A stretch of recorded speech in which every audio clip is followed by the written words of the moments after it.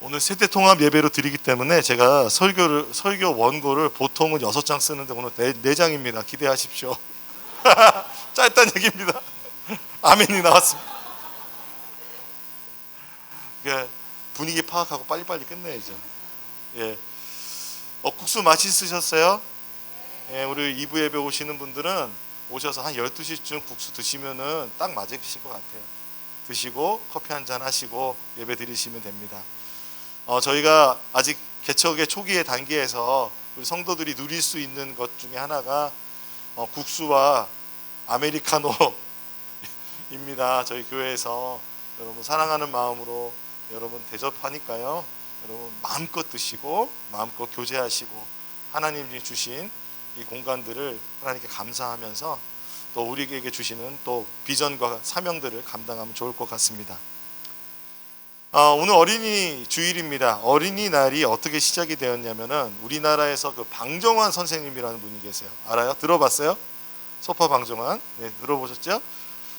제가 좀 소파 방정환 선생님이 언제 이 어린이날을 만들었냐면 1922년 5월 1일이에요.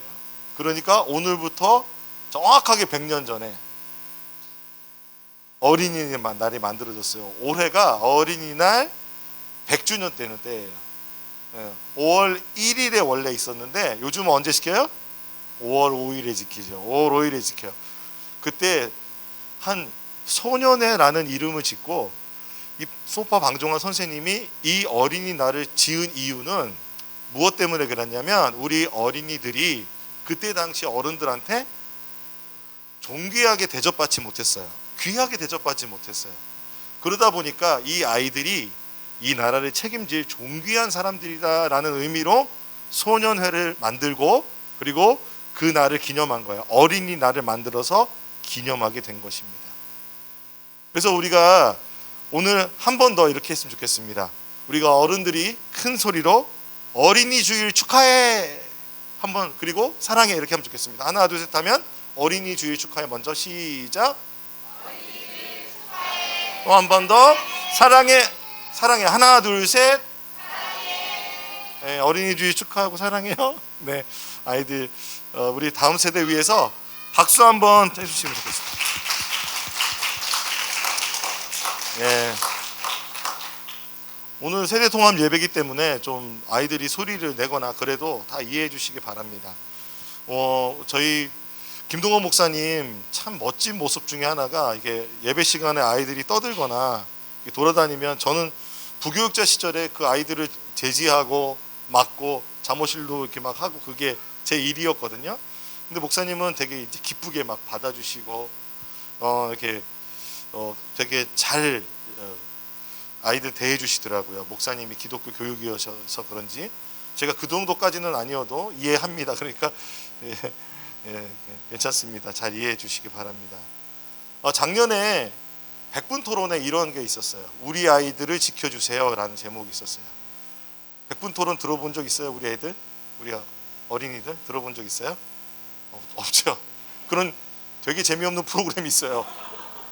그 100분 동안 100분 동안 말을 하는 거야. 그런 프로그램이에요. 진짜 너무 그런데 너무 중요한 얘기를 했어요. 뭐냐면 우리 아이들을 지켜주세요. 아이들에 대해서 우리가 지금 살아갈 때 어린이 인권이 되게 좋을 것 같잖아요. 지금 사는 세상이. 그런데 그렇지 않은 거예요. 코로나19를 맞이하고 나서 더 그 문제가 드러났어요.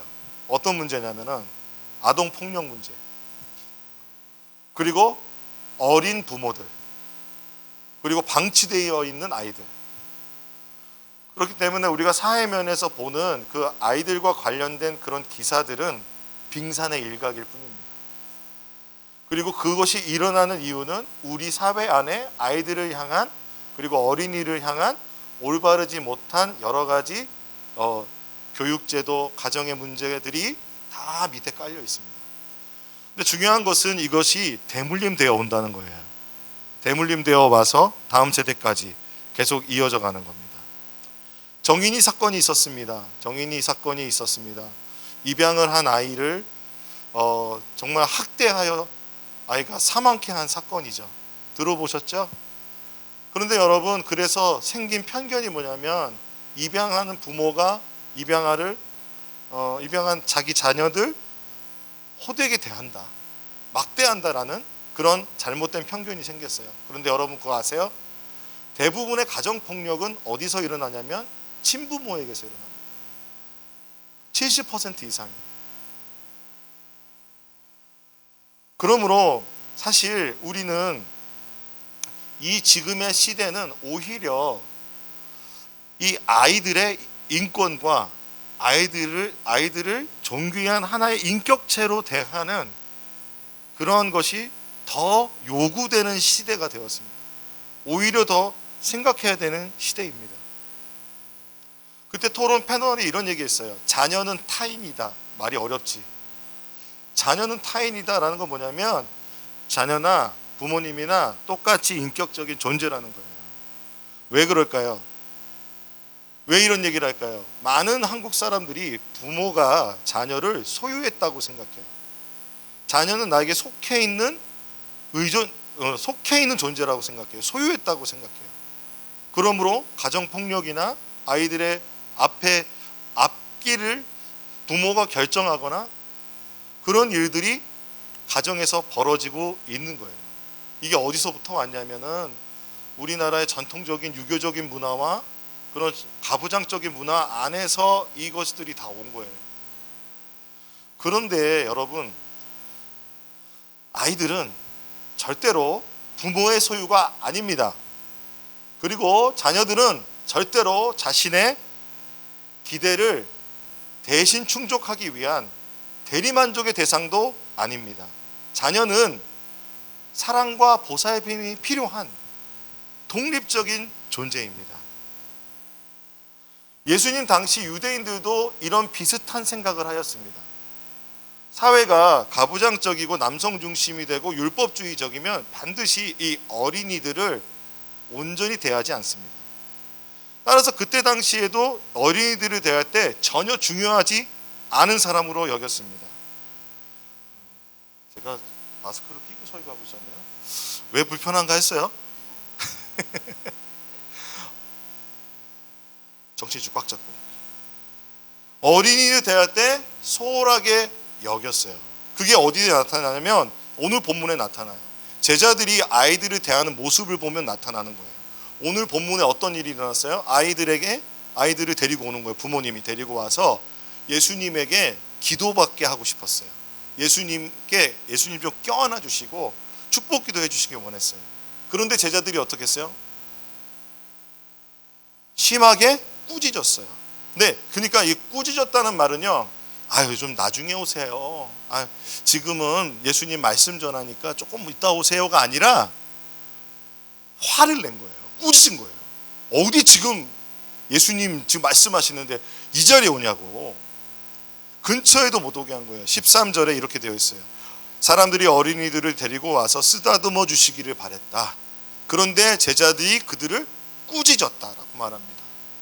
왜 꾸짖었냐면요, 요 바로 전에 어떤 일이 있었냐면 예수님하고 바리새인이라는 율법학자들하고 논쟁이 벌어진 거예요. 이혼을 해야 되냐 말아야 되냐, 유대인이 이혼을 하라고는 되어 있는데 그렇게 하는 게 맞습니까? 예수님께 물어보니까 예수님이 뭐라고 하셨냐면은 가정은 부모를 떠나 하나님께서 맺어주신 것이고 이 가정을 지키는 게 옳다. 그 이혼을 그냥 당시에 이혼을 하는 핑계를 만들어서 이혼을 당하는 경우가 많았던 거예요. 그러니까 예수님께서는 절대로 그렇게 하지 말라라는 진지한 얘기를 하고 계셨거든요. 그러니까 제자들이 볼 때 이 중요한 대화에 아이들이 끼는 걸 원했을까요? 안 원했을까요? 그러니까 어디 아이를 데려오냐고 좀 막 호되게 혼낸 거예요. 여러분, 만약에 우리가 그런 분위기였다면 어땠을까요? 우리 아이들 너무 잘 앉아 있잖아요, 예배 드리면서.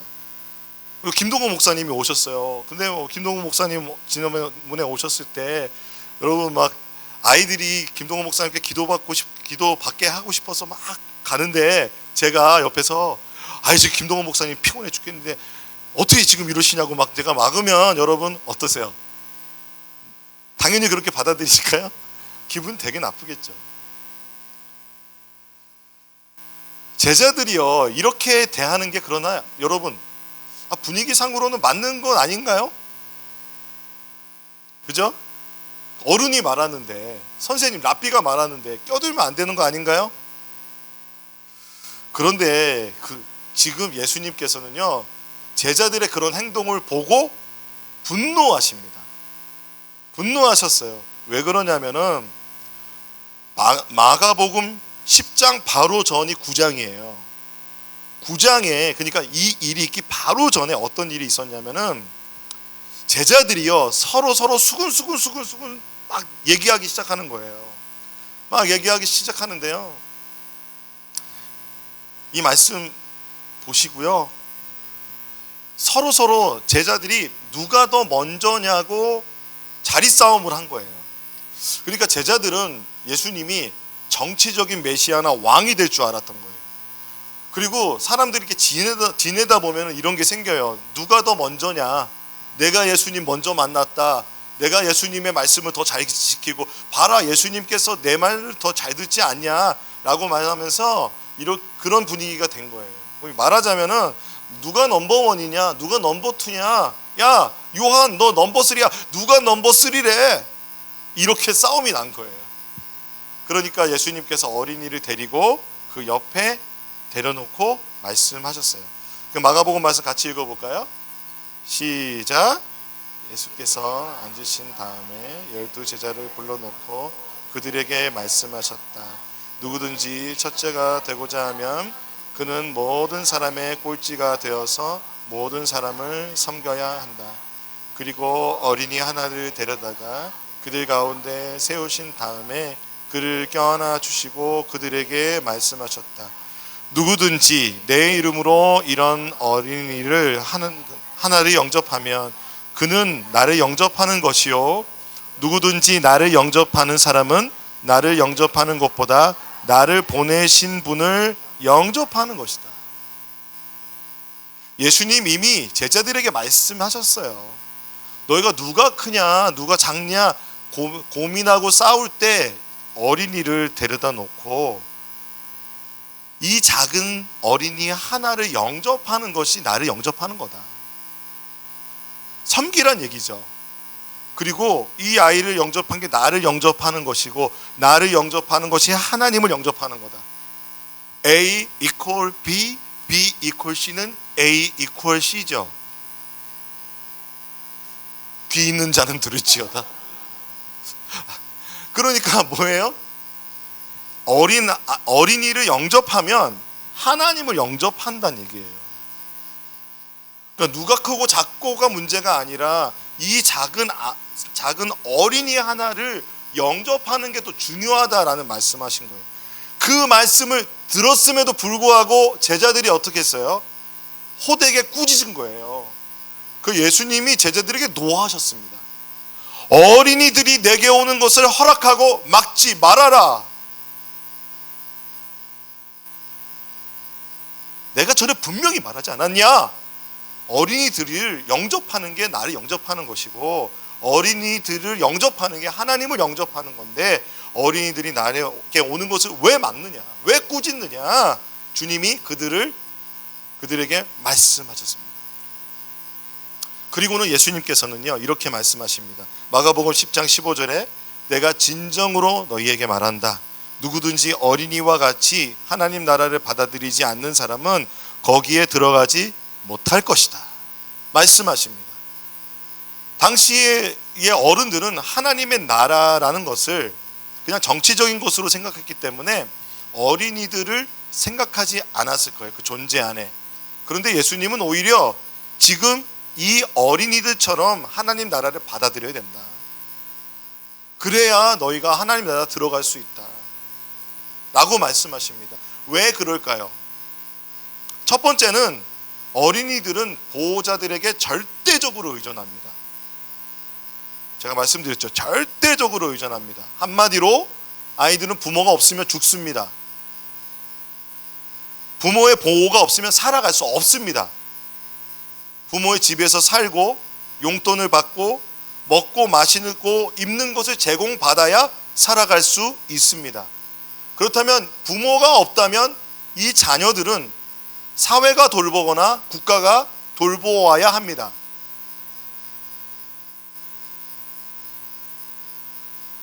이 아이들이 부모가 없으면 살 수 없듯이 우리는 하나님께 절대적인 의존을 해야 합니다. 하나님 없으면 살아갈 수 없습니다 라는 고백을 하는 우리들이 되기를 바랍니다. 절대적으로 의존하고 신뢰하는 존재가 되어야 합니다. 어린이들처럼 말입니다. 하나님의 자녀로서 우리는 대부분 뭔가 막 갖춰지고 내가 뭔가 하나님 앞에 번듯한 존재로 다가가기를 원합니다. 그래야 하나님 나라 가는 게 아니라 하나님의 자녀로 어린이와 같이 하나님을 온전히 의지하는 마음이 있어야 합니다. 그리고 이 어린이들은요, 순수성이 있습니다. 말을 하면 그대로 절대적으로 믿습니다. 저희 첫째가 전라북도 진안이라는 곳에서 초등학교를 다녔습니다. 저희가 그곳에 있는 대안학교 교사를 저희 아내가 해서 주말 부부를 했거든요. 주중에 초등학교에서 운동회를 하는데 제가 우리 아이에게 야 가서 힘차게 응원해라. 백군 이겨라. 백군 이겨라. 그렇게 했어요. 그랬더니 우리 딸이 가서 친구들하고 백군 이겨라 막 하려고 그러니까 친구들이 어수선해진 거예요. 알고 보니 저희 딸은 청군이었습니다. 청군이었는데 내가 백군 이겨라 하니까 이 아이는 그냥 너무 순수한 거예요. 저희 아이들은요, 믿을 때 부모님 말 그대로 믿습니다. 순수하게 믿습니다. 물론 아이들이 이제 청소년이 되면 자기 주장을 하기 시작하죠. 우리는 그때 아이들을 인정해 주어야 합니다. 아이들이 자기 주장이 갖는 것이 여러분을 거스리는 것이 아닙니다. 자녀는 타인입니다. 그런데 그 시기에 우리 아이들이 그 믿음 생활 가운데 그대로 두는 게 아니라 그 아이들이 하나님 바라볼 수 있도록 하나님의 말씀을 심어주는 게 중요합니다. 이 순수성 그대로 하나님의 말씀이 그들의 마음속에 있도록 우리가 순수하게 반응할 수 있도록 도와주는 게 필요합니다. 우리 코로나19가 시작되고 나서 가장 어려움을 겪은 게 뭐냐면 교회 학교였어요. 교회 학교가 문을 닫으니까 부모들은 어떤 생각을 하게 돼요? 우리 애들 신앙교육 어떡하지? 라는 고민이었습니다. 신앙교육을 온전히 교회 학교에만 맡겼기 때문에 코로나로 교회를 가지 못하는 것이 신앙의 어떤 위기로 느껴진 겁니다. 그런데 여러분, 우리가 그것을 직면하면서 우리가 알 수 있는 것은 우리의 가정이 신앙을 전수하는 장소가 되어야 한다는 것입니다. 교회 학교에 여러분 아이들의 신앙의 전수를 맡기지 마십시오. 우리가 준비되어 있어야 합니다. 하나님의 말씀과 하나님의 가치로 아이들에게 신앙교육할 수 있어야 합니다. 그러면 그 아이들은 순수하게 그 믿음을 받아들일 것입니다. 분명히 짧게 한다고 그랬는데 언제 끝나지? 그런 생각이 드시죠? 몇 가지만 더 얘기할게요. 가정 예배 얘기하려고 그래요. 가정 예배가 바로 신앙의 전수입니다. 유대인들이 했던 교육 방식 중에 하브루타라는 게 있습니다. 이 하브루타는 뭐냐면 식탁에 앉아가지고요, 서로 어떤 문제, 삶에 어떤 문제가 있을 거 아니에요. 그러면 부모님하고 같이 서로 토의하면서 토론하면서 물어보면서 이야기하는 거예요. 그러면서 신앙적인 방법, 신앙적인 가치관을 서로 이야기하는 겁니다. 이때 그러면서 뭐 하냐면 쉐마 기도를 합니다. 쉐마 기도 뭐냐면 같이 한번 읽어볼까요? 우리 어린이도 시작. 들으라. 우리 하나님 여호와는 오직 유일한 여호와이시니 너는 마음을 다하고 뜻을 다하고 힘을 다하여 내 하나님 여호와를 사랑하라. 아멘. 이 기도를 식사할 때마다 한 거예요. 두 번째, 그리고 이제 그 말씀이 나의 삶 가운데 그대로 살아가기 위해서 이 기도를 이어서 했습니다. 같이 해보겠습니다. 시작. 오늘 내가 내게 명하는 이 말씀을 너는 마음에 새기고 내 자녀에게 부지런히 가르치며 집에 앉았을 때든지 길을 갈 때에든지 누워있을 때에든지 일어날 때에든지 이 말씀을 강론할 것이며.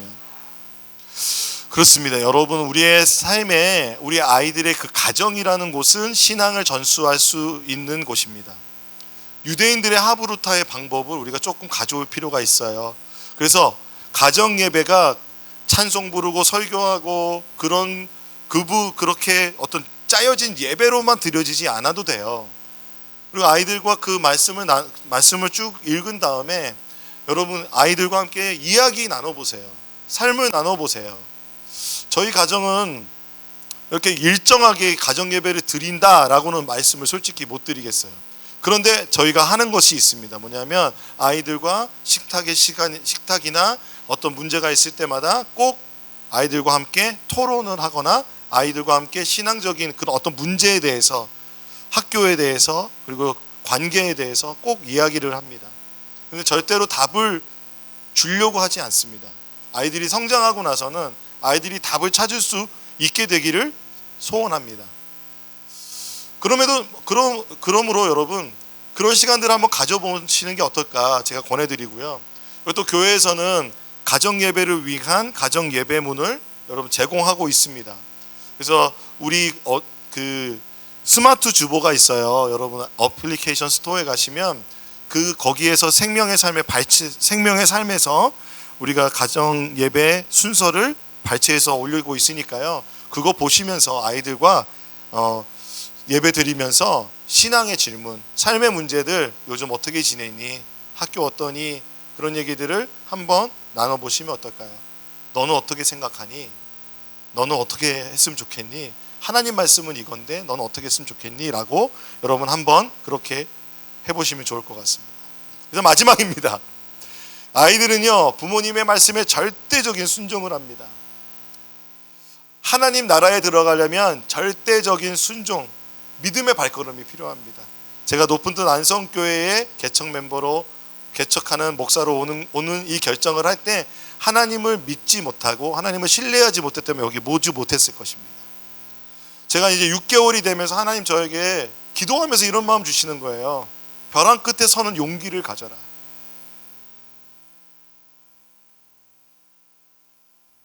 저희가 2년이라는 시간 동안에 목적 헌금도 받았잖아요. 교육자들을 위한 목적 헌금을 받고, 그리고 이 다양한 많은 것들을 받으면서 제 마음에 이런 불안함이 있어요. 이게 독립하지 못하면 어떡하지? 근데 하나님 수요기도 때 우리 전유찬 전도사님 설교를 통해서 말씀해 주시는데, 전유찬 전도사님이 그 300만 원의 돈이 필요했대요. 그래서 알바를 하려고 하는데 그렇게 구하는데 안 구해줬대요.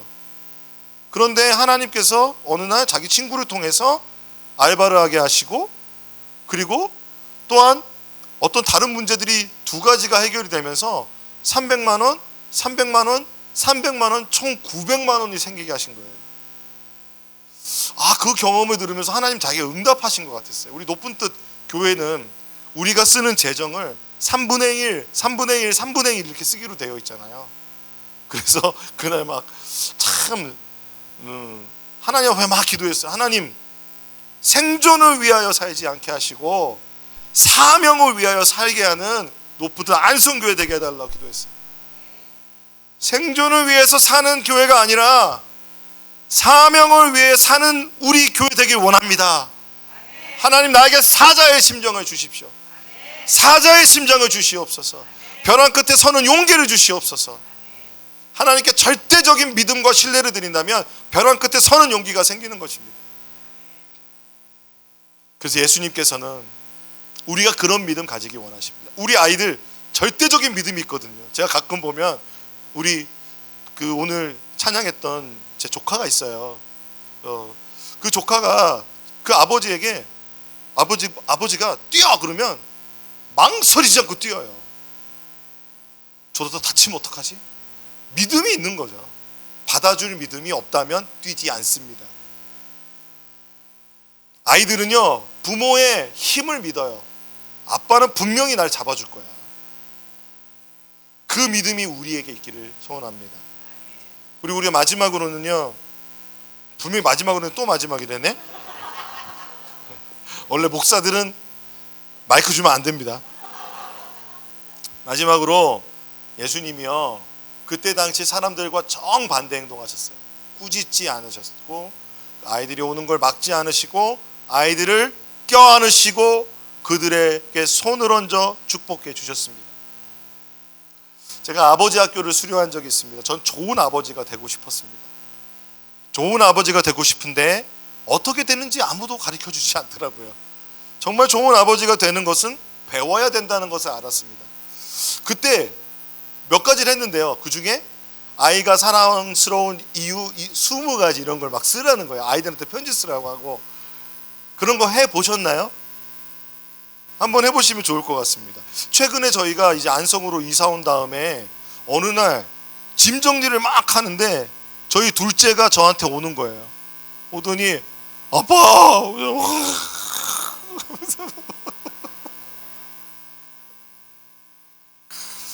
아빠 이 편지를 보면서 그러면서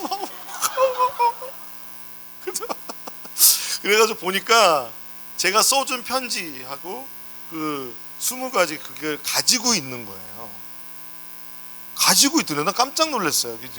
꽤 오래됐거든요. 5년 넘었어요. 저기 둘째가 초등학교 때였으니까요. 그걸 가지고 있는 거예요. 근데 그걸 막 읽으면서 그래 내가 한번 읽어줄게 그러면서 편지를 막 읽다가 나도 울고 얘도 울고 막 울었어요. 그게 얼마나 어떤 사람이 보면 쪽팔이지만 그게 얼마나 아이에게 힘이 되었는지 알 수 있었습니다. 그리고 또 한 가지 한 게 있어요. 꼭 껴안아 주면서 아이들을 이렇게 머리에 손을 얹고 기도해 주는 것이었어요.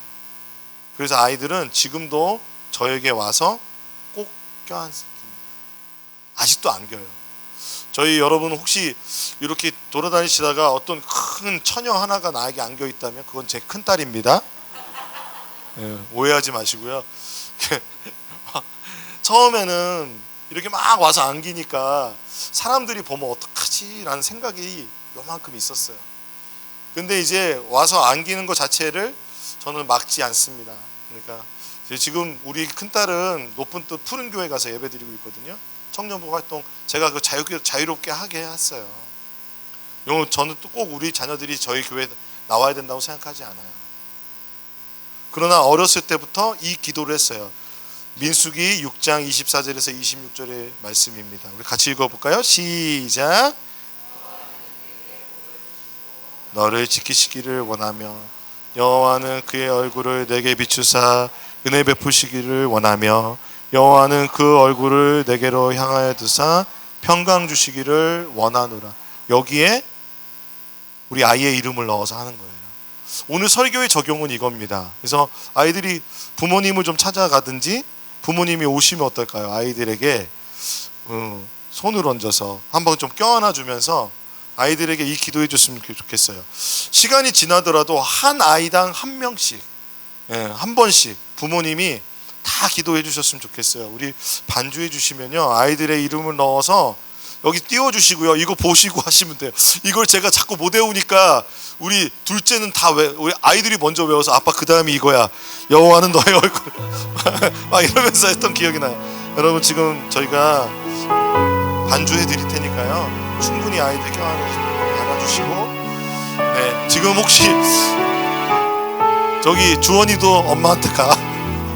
주원 형제 우리 목사님 우리 저기 우리 아이들도 같이 기도해 주시면 좋을 것 같습니다.